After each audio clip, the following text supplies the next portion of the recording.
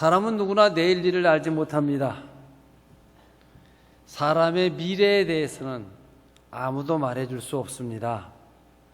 내 미래에 대해서 책임지고 말할 수 있는 사람이 있겠습니까? 내 인생을 지도해 줄 수 있는 사람이 있겠습니까? 없습니다. 로마의 시인 세네카는 다른 학문이나 예술에는 얼마든지 스승이 있지만 인생이란 예술에는 스승이 없다, 이런 말을 했어요.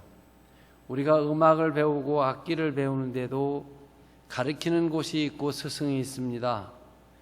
미술을 배우는데도 가르쳐주는 곳이 있고 좋은 스승이 있어서 배우지 않습니까? 외국 여행을 하다 보면 이 한국에서 온 유학생들을 만나는데 그 지역마다 공부하러 오는 학생들이 다르다는 것을 느낍니다. 예를 들어 오스트리아 같은 데를 가면 음악 공부하러 온 사람들을 많이 만나요. 이 짤스부르크가 모차르트의 고향입니다. 옛날부터 그곳에서 유명한 음악가들이 많이 나와서인지 그곳에서 만나는 한국 유학생들은 대부분이 음악을 공부하는 사람들이에요.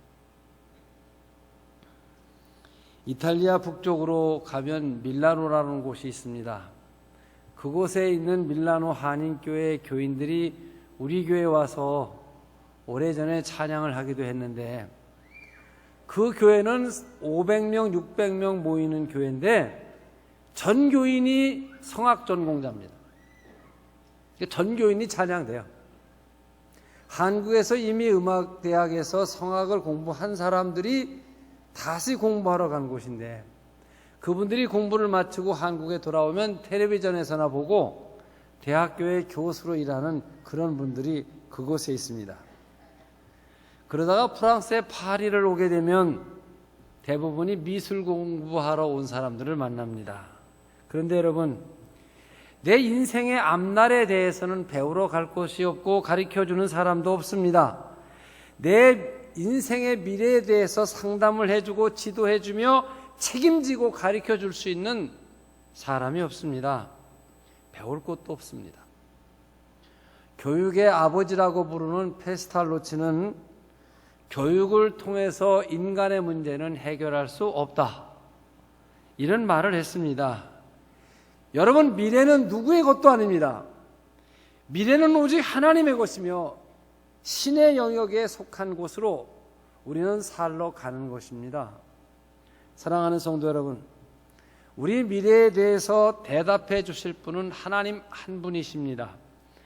하나님만이 대답해 주실 수 있고, 하나님의 말씀이, 성경만이 우리 인생에 대해서 분명한 이야기를 합니다. 이 미지의 세계에 알 수 없는 삶에 들어가는 우리들을 향하여 성경은 무엇을 하라, 그리하면 너는 형통할 것이다, 무엇은 하지 마라, 죽음의 길이다, 멸망의 길이다, 분명하고 정확하게 이야기를 해주십니다. 하나님은 이 세상을 운영 다스리시고 동시에 내 운명을 아시며 내 미래를 아시면서 내 형편 가운데 함께 하시고 우리를 인도하시기 때문에 구체적이고 자세하고 정확하게 우리의 미래를 이야기하십니다.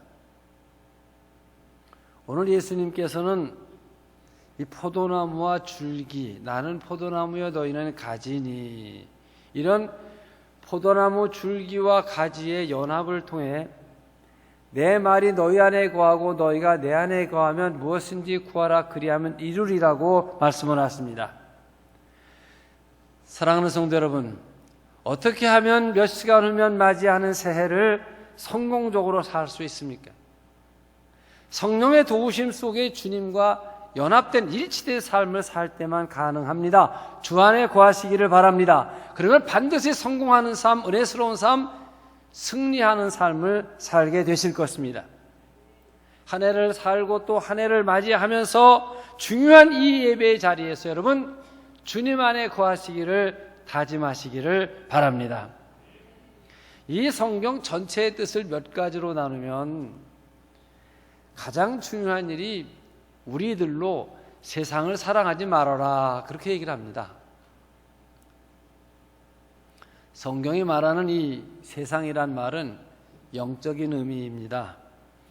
우리가 살아가는 이런 세상만을 말하는 것이 아니라 이 하나님의 뜻과 반대되는 영역들, 하나님이 다스리는 영역과 하나님의 다스리는 힘에 복종되는 사람들, 그 나라와 그 의를 구하라에 순종되는 사람들입니다. 그런데 거기에 반대되는 뜻으로 하나님의 뜻에 거역하고 하나님의 뜻에 거역하는 그 영역들을 내 개념이 세상이라는 뜻입니다. 그러니까 신앙적으로 말하면 하나님의 뜻과 반대되는 세력이나 그 힘, 영역들을 가리킨다 이 말인데, 그러니까 에덴 동산을 상상해 보십시오. 창세기 1장과 2장을 보면 에덴 동산이 있어요. 여기서 아담과 이브에게 하나님께서 동산 중앙에 있는 나무의 열매를 먹지 말라, 먹는 날에는 네가 반드시 죽으리라. 네, 그렇게 하겠습니다. 이게 하나님 나라입니다. 파라다이스, 낙원입니다. 그들이 하나님의 뜻에 순종하는 때까지 낙원이고 하나님의 백성이며 그곳에 행복한 삶을 사는데, 다른 한쪽에서 아담과 이브에게 대하여 보암직도스럽고 먹음직도스럽고 탐스럽게 여길 만큼 화려하고 영광스러운 것을 보여주면서 먹으라, 먹는 날에는 네 눈이 밝아져 하나님처럼 된다. 너 왜 하나님도 못 되고 사람 노릇하느냐. 이런 유혹의 세계가 있고 그 유혹의 세계의 다스림을 받으면 마귀의 백성이 되고 마귀의 영역이 됩니다. 이것을 세상이라고 말하는 것입니다.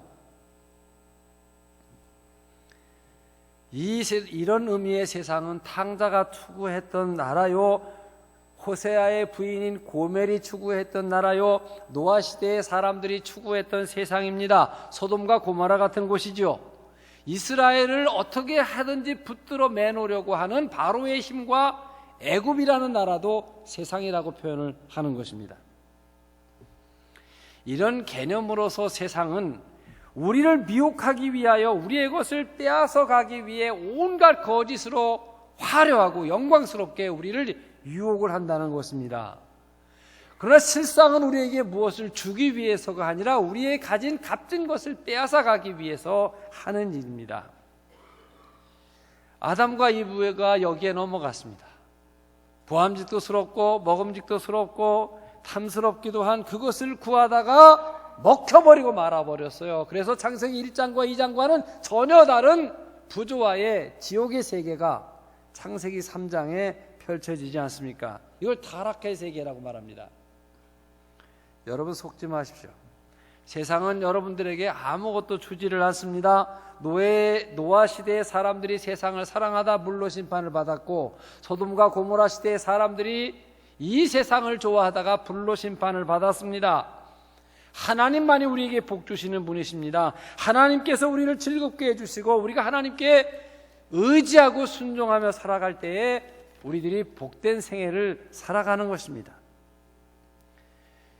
광야 40일 금식을 하신 예수님께 마귀가 와서 보여준 세상이 똑같습니다.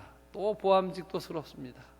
또 먹음직도스럽고 영화롭고 화려한 세상을 펼쳐줍니다. 이게 탕자가 보았던 세상입니다. 아담이 보았던 세상과 똑같습니다. 예수님께서는 이 속임수를 아셨습니다. 그래서 하나님을 의지하고 하나님의 말씀을 믿었기에 그 말씀으로 마귀의 유혹을 이겨내신 것입니다. 사랑하는 성도 여러분, 세상을 좋아했던 사람들 삶의 끝이 어떤 줄 아신가요? 자, 아담과 이브는 에덴을 잃어버렸어요. 이걸 신라곤의 불행이라고 말합니다. 롯의 가정을 보세요. 얼마나 부끄러운가. 탕자나 고멜의 생애 말로를 보십시오. 그러나 여러분, 주님을 사랑하고 위를 바라보며 하나님의 은혜를 사모하고 그 말씀을 붙들고 살았던 사람들은 모두 하나님께서 약속하신 말씀의 성취를 그들의 생애 속에 경험하며 하나님을 찬양하며 복되게 살았습니다. 우리가 예배를 마치고 예배당 문을 딱 나가면 우리 앞에는 보이지 않는 두 세상에 가는 길이 열려집니다. 하나는 아까 그 마귀가 우리에게 유혹하는 영광스럽고 화려하고 금방 무엇이 잘 될 것 같고 쾌락이 있는 그런 곳에 넓은 길이 보여져 있고, 하나님의 말씀을 따라 사는 좁은 길이 있고, 또 우리에게는 행복하게도 그것을 선택하고 판단하고 갈 수 있는 자유의지를 갖고 있다는 것입니다. 이런 삶이 365일 1년 동안 우리에게 반복되는 것이죠. 성경은 말합니다. 예수 안에 거하라. 이 순종하는 삶을 살라는 것입니다. 여러분, 하나님의 말씀을 떠나서 세상으로 살아간 사람들이 참 많았습니다. 그런데 아직까지 행복을 찾았다라고 가지고 돌아온 사람들을 만나기가 어렵고, 가끔 돌아오는 사람들이 있는데 어떤 사람이냐 하면 탕자가 되거나 고멜이 되어서 뼈아픈 간증을 하는 사람들을 우리는 가끔 만나는 것이죠. 불행한 죄인이 되어서 돌아오는 것입니다. 오직 예수 안에만이, 오직 주님 안에만의 말씀 안에 순종하며 살 때 은혜의 삶이 누려진다는 사실을 믿으시기를 바랍니다. 바로 이 성경의 큰 중심의 뜻이 세상을 사랑하지 마라. 여러분, 새해를 맞이하면서 명심하시기를 바랍니다. 두 번째는 큰 뜻이 예수님 잘 믿으라는 거예요. 예수님 사랑하며 살라는 것인데, 두말할 것이 없죠. 예수님과 일체가 되는 삶을 살라는 거예요. 여러분, 모든 은혜와 축복이 예수 안에만 있습니다. 우리의 삶이 어떤 형편과 상황에 있든지, 어떤 장애물과 문제가 우리에게 있든지 예수 안에 계시면 이 모든 문제가 해결되는 것을 여러분은 경험하시게 될 것입니다. 우리 교회는 지상 3층, 지하 3층에 여러 방들이 있습니다. 방송실 들어가고 식당, 카페 하는 데마다 각각 열쇠가 다릅니다. 그 열쇠가 한 군데에 3개씩만 해도 모으면 엄청 많은 숫자가 됩니다. 그런데 우리 관리 책임자가 갖고 계신 그 열쇠는 마스터 키입니다. 이 열쇠는 아무런 곳이나, 여러분이 만약 예를 들어 교사들이 모임을 하고 교사실을 잠그고 가셨다 하더라도 우리 관리부에서는 마스터 키로 그 문을 아무나 열 수가 다 있습니다. 모든 방문이 다 열리게 되어져 있습니다. 여러분이 인생을 살아가면서 많은 문제가 있습니다. 그런데 예수를 잘 믿으면, 예수 안에 있으면 반드시 그 문제가 해결이 됩니다. 제가 결혼 주례를 하면서 여러 말로 이렇게 살면 자네들은 행복한 가정을 이룰 수가 있을 것이다 권면을 합니다. 그런데 모든 주례사의 결론을 한마디로 말하면 예수 잘 믿어라, 그런 얘기입니다. 너희가 추구하는 그 행복한 가정, 예수 잘 믿는 데 있다.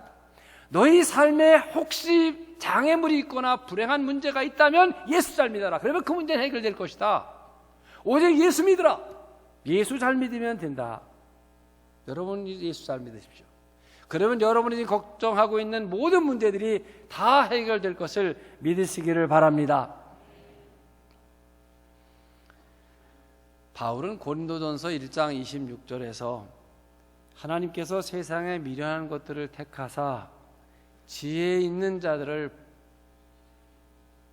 부끄럽게 하려 하시고 세상에 약한 것들을 택하사 강한 것들을 부끄럽게 하려 하시며, 하나님께서 세상에 천한 것들과 멸시받는 것들과 없는 것들을 택하여 있는 것들을 폐하려 하시나니 그랬어요. 여기 말하는 건 다 대치적인 약한 것과 강한 것, 없는 것과 있는 것, 멸시받는 것과 천한 것과 높은 것, 다 그런데 어느 육체도 하나님 앞에서 자랑거리가 되지 못하고, 동시에 어떤 인생의 문제를 가진 자도 세상에서 자랑할 수 있는 사람이 되게 한다, 그 말이에요. 그래 아무도 자랑하지 말라. 한마디로 예수 안에서 모든 문제가 다 해결되십니다. 여러분, 복음서 안에 예수를 만난 사람들의 형편이 어땠나 생각해 보세요. 줄인 사람, 슬픈 사람, 육체의 병마로 장애가 되어져 있는 사람, 별하별 사람들이 다 있는데 그들이 예수 앞에만 나오면 해결되는 거예요. 우는 자에게는 또 기쁨이 되어지고, 배고픈 자에게는 배부름이, 구속된 자에게는 자유가, 장애자들의 걷고 뛰고 일어서는 모든 문제 해결이 예수였어요. 사도행전의 모든 전도자들은 아무것도 없는 사람들이에요. 근데 그 전도의 주제가 무엇이냐 하면 주 예수를 믿으라요. 주 예수를 믿기만 하면 무슨 말이에요? 당신들이 처한 모든 형편의 모든 문제는 해결된다. 믿으라. 그리고 예수를 믿으면 해결이 되었죠. 오늘 예수님께서는 내가 줄기다 너희는 가지인데 나한테 붙어 있기만 하면 저절로, 그렇지요. 가지 끝에서 뭘 하길래 열매가 열려요? 그냥 줄기에 붙어 있기만 하면 점점 열매가 열리는 거예요. 줄기에 굵은 가지만 되면 점점 큰 가지에서 많은 것이 열리는 거예요. 자연스러운 거예요. 뭘 해서도 아닌 거예요. 세 번째, 성경이 주장하는 큰 주제가 교회 중심의 생활을 하라는 거예요. 이 교회 생활을 잘 하라. 교회 안에 있어라. 이런 말 합니다. 자, 여러분, 구약의 이스라엘은 성전 없는 이스라엘은 상상조차 할 수가 없죠. 그리고 그 이전에는 성막과 이 제단입니다. 자, 우리 믿음의 조상인 아브라함, 그 다음에 아들 이삭, 우물 파고 그랄 지방에서 피해 다니는 이삭, 그 다음에 하란에서부터 저 요단으로 해가지고 베델로 올라가는 야곱을 생각해 보십시오. 그들의 삶도 우리의 삶처럼 실패도 있고 질병도 있고 소원이 이루어지지 않아서 안타까운 기도도 있고 다 있어요. 그런데 아브라함의 생애 속에 제단을 빼면 말이 안 되는 거예요. 이삭이 우물을 빼앗기고도 만나는 것이 제단이고, 제단에서 하나님의 음성을 듣고 또 내가 다시 베델로 올라가리라. 베델로 올라가는 야곱의 삶 속에 제단을 뺄 수가 없어요. 어떤 형편과 어려움 속에서도 제단 앞에 서면 친정어머니 말씀처럼 하나님의 음성이 들려지고 다시 힘을 주시고, 그리고는 다시 승리를 향해 나갈 수 있었어요. 광야 40년 생활을 생각해 보면 거기도 교회는 있었습니다. 성막이죠. 스데반 집사님은 사도행전 7장 38절에서 저들의 광야 여정 속에서도 교회 중심의 신앙생활을 했노라고 이야기를 하고 있습니다. 자, 하나님의 임재를 부단하게 증명해주는 이 성막과 성막 위에는 구름기둥과 불기둥이 있습니다. 불기둥은 밤의 어둠의 공포를 이기고 추위를 이기게 해주기 위해서, 낮에 구름기둥은 직사광선을 피하여 서늘하게 해주기 위해서. 그런데 그것이 성막 위에 있는 거예요. 하나님 우리와 함께 하시는구나. 사방에서 그들이 중간인 성막만 바라보면 항상 하나님이 있습니다. 보세요 여러분, 성막이 이동을 하면 그들의 장막도 이동을 합니다. 성막이 한 달 동안을 머무르면 그들도 한 달, 성막이 1년을 머무르면 그들도 1년. 이 광야 40년에서 성막은 뗄 수가 없는 것입니다. 이것이 교회와 성도와의 관계지요. 이제 왕국시대로 넘어오며 다윗은 성전을 짓고 싶어요. 그야말로 하나님과 일생을 제단을 쌓으며 살았던 다윗이 법궤를, 내가 성전을 짓고 왕이 됐으니까 나는 백향목궁에 사는데 하나님의 성전이 성막에 있다. 내가 성전을 지으리라. 하나님께서 막으셨죠. 그리고 성전 터를 만들어요. 그리고 성전 건축할 건축 자재를 준비하고 그의 아들 솔로몬이 그야말로 솔로몬 성전을 지었어요. 이때가 아브라함부터 지금까지 이스라엘 역사에 전무한 가장 큰 영토를 가졌고 이스라엘이 가장 잘 살았던 때예요. 그 주변 여러 나라에서 조공을 받아들이던 때였어요. 이스라엘의 힘이 열방에 미치던 때였어요. 그들이 교만해요. 성전이 퇴락돼요. 나중에 성전이 불타버려요. 이스라엘 온 백성의 삶도 퇴락되고 그들의 삶의 주택 가옥도 다 불에 태워버리고 바벨론으로 그들이 노예로 끌려가 버립니다. 70년 노예 생활을 하며 그들이 있었던 현장에 있었던 것이 회당입니다. 시나고그라고 하는 회당을 중심으로 다시 신앙 공동체를 그들이 이루어 나가게 됩니다. 그리고 여러분, 70년 노예 생활을 끝나고 돌아온 그들이 가장 먼저 하는 일이 성전 건축입니다. 성전 건축이, 성전의 재건이 우리 가정의 재건이요, 우리 민족의 재건이요, 이스라엘 국가의 재건이라고 그들이 생각을 한 거예요. 성경은 모든 축복이 하나님의 성전을 통해서 온다고 말씀하고 계십니다. 여러분이 사모하는 곳, 우리가 사랑하는 곳, 우리의 몸과 마음을 닫고 항상 평안을 누리는 곳, 언제나 성전입니다. 예수님께서는 이 성전을 내 아버지 집이라고 말씀하셨습니다. 아버지 집은 좋은 것이 가득한 것입니다. 여러분, 주염 열매를 씹다 돌아오는 탕자의 마음속에는 아버지 집은 내 인생의 문제가 다 해결되는 곳이야. 그래 아버지 집에 돌아오는 거거든요. 아니, 아버지가 계신 곳이 좋은 곳이죠. 예수님께서 비유로 말씀하신 중에 강도 만난 자의 이웃 얘기를 하셨어요. 근데 사실은 예루살렘은 지역적으로 가보면 야트 산입니다. 언덕 위에 있고 여리고는 저 아래쪽으로 내려가는 거예요. 우리가 예배당에 성전에 올라가는 노래 시편들을 보면 성전에 예배 드리러 가는 건 올라간다 그러고, 잘못된 곳으로 가는 걸 타락했다, 내려갔다, 굴러떨어졌다 이런 표현을 하는데, 이 성전을 떠나가면 모든 것이 내려갑니다. 윤리와 도덕의 수준이 내려가게 되고, 영적으로도 내려가게 되고, 정신적으로도 내려가게 되고, 우리의 믿음도 내려가게 되고, 우리의 경제적인 어려움도 내려가게 되고, 여러분의 양심도 내려가게 되고, 모든 것이 내려가게 돼 있어요. 이 탕자를 유혹했던 마귀는 아버지를 떠나, 너 왕 된다, 너 아버지보다 훨씬 멋진 삶을 살 수 있다, 그런 세상이 탕자가 추구했던 나라요 세상입니다. 그런데 아버지 집을 떠나보니까 탕자는 계속 내려갑니다. 이방인에게 팔려갑니다. 나중에는 이방인의 집 돼지를 치는 모습이 됩니다. 돼지치기 됐어요. 돼지를 섬기는 거 아니겠습니까? 얼마큼 낮아졌느냐 이게. 아버지를 떠나면, 성전을 떠나면 내려가는 것입니다. 또한 예수님께서는 성전을 떠나는 것을 강도 만나는 것의 말씀을 비유하셨습니다. 강도란 내 의지와 상관없이 내 것을 뺏어가는 자를 강도라고 그러죠. 교회를 떠나면 모든 것을 뺏기는 것입니다. 건강도 뺏기고 신앙도 뺏기고, 이 마귀는 우리에게 보이지 않는 우리의 아주 값지고 소중한 것들을 점점 뺏어가 버리게 됩니다. 여러분이 우리 건강하게 사는 것도 신앙생활 바르게 할 때 우리가 건강하게 사는 것이고, 모든 아내와 남편의 관계, 부모와 자식의 관계, 이웃의 모두 우리가 신앙생활 바르게 할 때 우리가 그것을 지키는 것인데, 성전을 떠나가게 되면 이 모든 것들을 잃어버리게 되는 것입니다. 교회 떠나가면 부자가 될 것 같고 유명해질 것 같지요? 강도 만나게 됩니다. 여러분, 교회를 지키는 것이고 주의를 지키는 것이지요. 교회를 지키는 것이고 예배를 지키는 것이지요. 어떤 부인은 주일날 자기 남편은 교회 안 와도 된다고 생각을 해. 아예 몇 년, 10년, 15년을 지나면서 남편은 집에 있어요. 남편은 바빠요. 남편 교회 안 오면 안 됩니다. 아니, 남편은 교회 안 와요.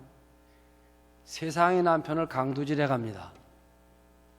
어떤 남자분은 자기만 나옵니다. 왜 부인은 안 나오지요? 그럼 부인은 아예 안 나오는 걸로 이렇게 쳐놔둬요. 그러면 제가 세상의 부인을 강도질해 갑니다.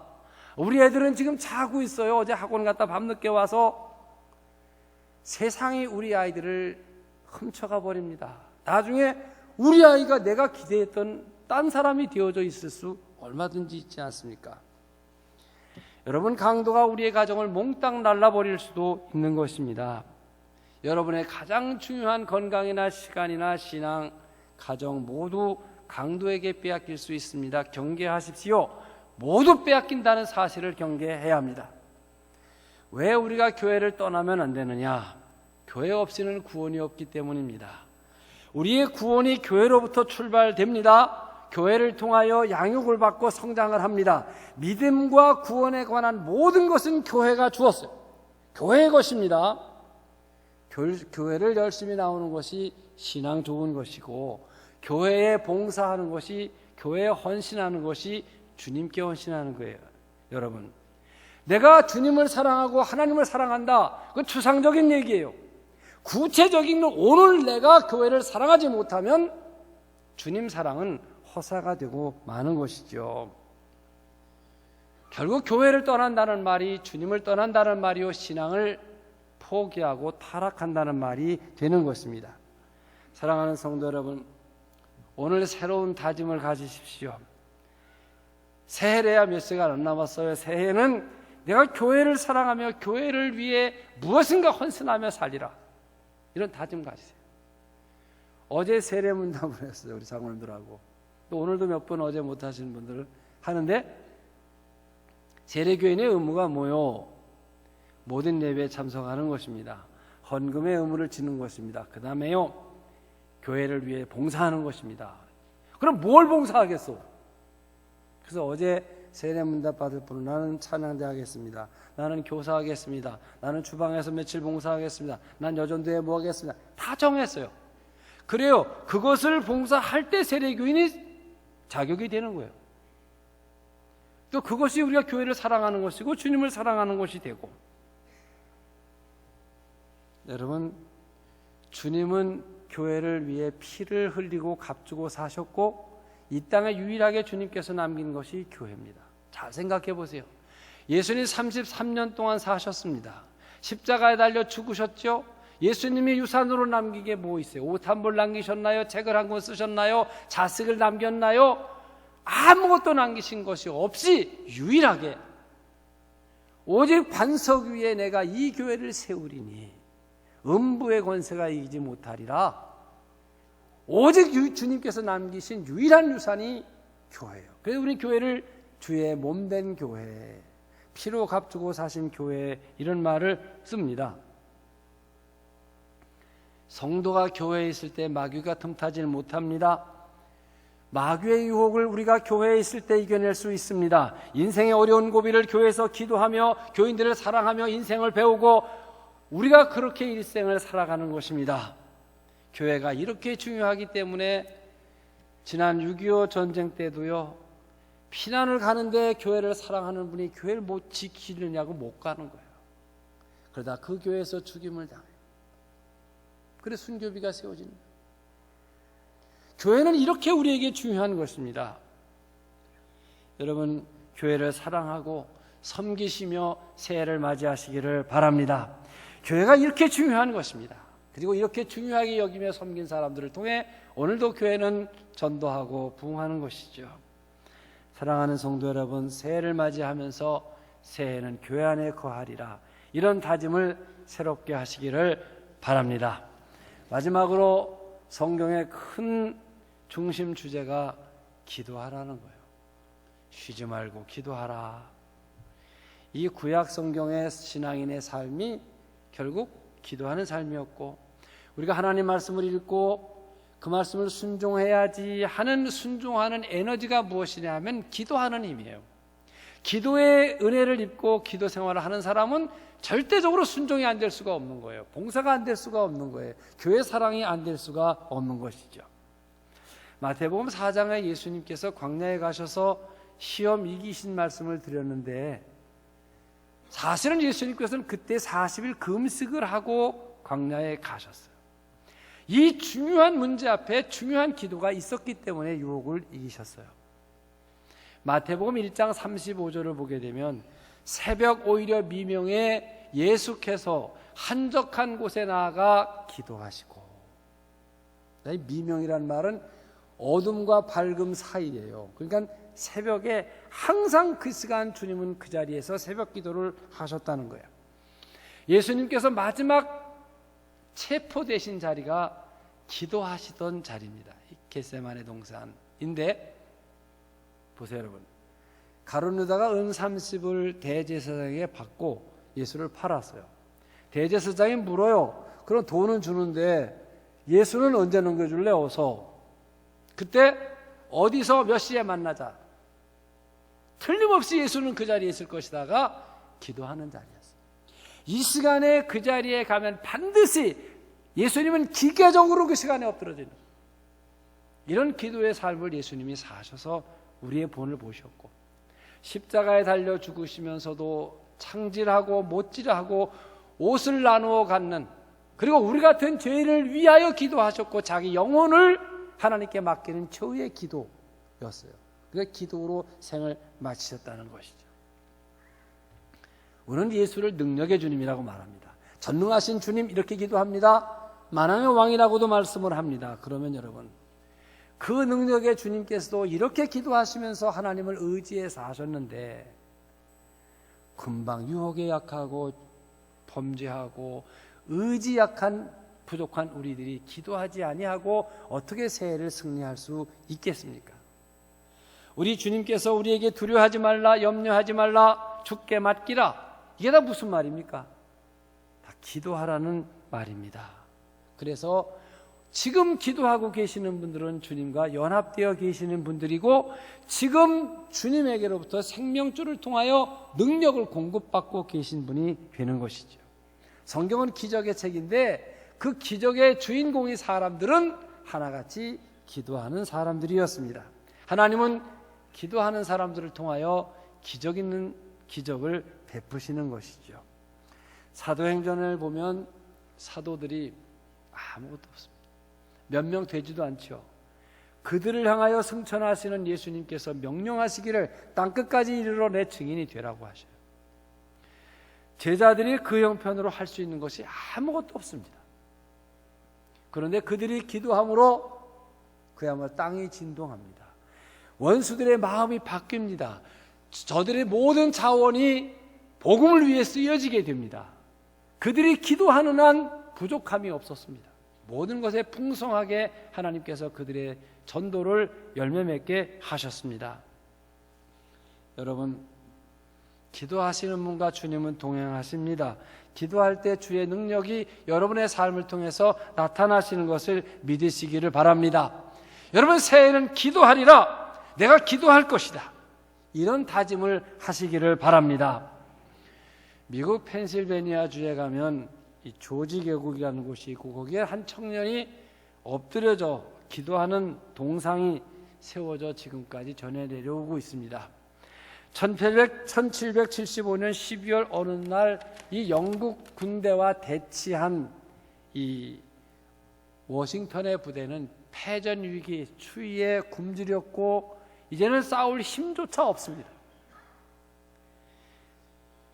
이런 상황 속에서 그는 그 계곡에가 엎드려서 즉흥적으로 하나님께 매달리고 울면서 기도했다는 거예요. 하나님, 나와 이 민족을 살려주십시오. 하나님의 도우심이 없이는 이 싸움에서 이길 수가 없습니다. 우리의 숫자로, 우리가 가진 무기로는 도무지 이길 수가 없습니다. 그러나 하나님은 전능하십니다. 주님. 그 엎드려 기도하고 승리했습니다. 나중에 조지 워싱턴이 대통령이 됩니다. 대통령이 되고 나니까 산적한 일이 더 많습니다.